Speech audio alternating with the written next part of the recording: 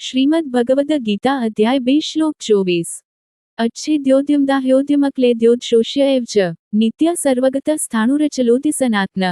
આ આત્મા અખંડ અને અદાહ્ય છે, તેને ભીંચવી શકાતો નથી કે સૂકવી શકાતો નથી। તે ચિરસ્થાયી, સર્વવ્યાપક, અટલ, અચળ અને સનાતન છે। આત્માના અમૃતત્વનો મુદ્દો અહીં પૂર્ણ ધ્યાન આકર્ષિત કરે છે। એક શિક્ષક માટે કેવળ જ્ઞાન પ્રદાન કરવું પર્યાપ્ત નથી, તે જ્ઞાનને ઉપયોગી બનાવવા માટે તે વિદ્યાર્થીના હૃદયમાં ઊંડું ઉતરવું જોઈએ। આ કારણે એક નિપુણ શિક્ષક અગાઉ કહેલા વિષયોને ઘણીવાર પુનરાવર્તિત કરે છે। સંસ્કૃત સાહિત્યમાં આને પુનરુક્તિ કહેવામાં આવે છે। ભગવદ ગીતામાં શ્રી કૃષ્ણે અગત્યના આધ્યાત્મિક સિદ્ધાંતો પર ભાર મૂકીને આ સિદ્ધાંતો તેના વિદ્યાર્થીએ ઊંડાણપૂર્વક ગ્રહણ કર્યા છે કે કેમ તે ખાતરી કરવા વારંવાર પુનરુક્તિનો ઉપયોગ સાધન તરીકે કર્યો છે।